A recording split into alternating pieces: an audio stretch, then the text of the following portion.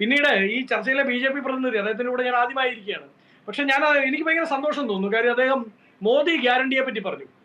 എന്റെ സാർ, തൃശ്ശൂര് കഴിഞ്ഞ പിന്നെ ഇപ്പോഴാണ് ഏതെങ്കിലും ഒരു BJP-ക്കാരൻ തൃശ്ശൂരിലെ തെരഞ്ഞെടുപ്പ് കൺവെൻഷനിൽ മോദി പറഞ്ഞു പോയതിനു ശേഷം ഈ ചർച്ചയിലാണ് ഞാൻ ആദ്യമായി ഏതെങ്കിലും ഒരു BJP-ക്കാരൻ മോദി ഗ്യാരണ്ടി എന്നൊരു വാക്ക് പറയുന്നത് കേൾക്കുന്നത്.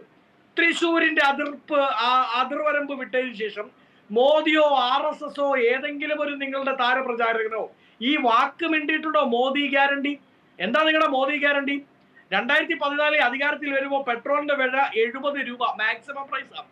അന്ന് നിങ്ങളുടെ കെ സുരേന്ദ്രജി, ഇപ്പൊ വയനാട്ടിൽ ജയിക്കാൻ പോകുന്നത് നിങ്ങൾ പറയുന്ന സുരേന്ദ്രജി ഉണ്ടല്ലോ, സുരേന്ദ്രജി ഈ നമ്മുടെ സൈക്കിൾ തള്ളിക്കൊണ്ട് പോയിട്ട് സമരം ചെയ്തിട്ട് പറഞ്ഞു, മോദി വന്നാൽ ഞാൻ ഇത് ആലപ്പുഴയിലെ സ്ഥാനാർത്ഥിയും. അതെ, ആലപ്പുഴയിലെ സ്ഥാനാർത്ഥി വേറെ ഗ്യാരണ്ടിയാണ് അജിംഷാദെ.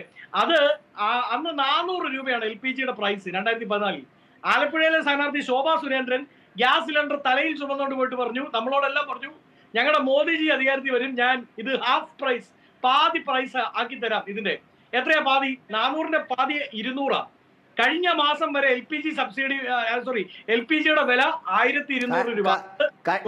കഴിഞ്ഞ മാസം കുറഞ്ഞോ? നൂറുകണക്കിന് കൂട്ടിയിട്ട് 50 പൈസയും 1 രൂപയാണ് കുറയ്ക്കുന്നത്.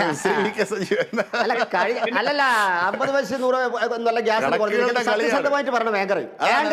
ഏങ്കർ വിളിച്ചു പറയുന്ന കാര്യം സത്യസന്ധമായിരിക്കണം. ഗ്യാസിന് കുറച്ച് പറയണം. കഴിഞ്ഞ മാസം കുറഞ്ഞോ? എന്താണ് ഏങ്കർ വിളിച്ചു പറയുന്നതിൽ അല്പസ്വല്പെങ്കിലും സത്യസന്ധത വേണം. അല്ല, ഞാൻ ശരിയാണ്, കുറച്ചു ശരിയാണ്. എത്രയാണ് കൂട്ടിയത്? ഇപ്പോ വസന്ത് തെങ്ങമ്പള്ളി പറയുന്ന 400-ൽ നിന്ന് എത്ര രൂപയാണ് കൂട്ടിയത്? അതിനുശേഷം എലക്ഷൻ പൊളിറ്റിക്സ് ആണ് പെട്രോൾ വിലയെങ്കിൽ എന്തുകൊണ്ട് തെരഞ്ഞെടുപ്പിന് മുമ്പേ ഞങ്ങൾ കുറച്ചുകൂടായിരുന്നോ? എപ്പോഴാ കുറഞ്ഞത്?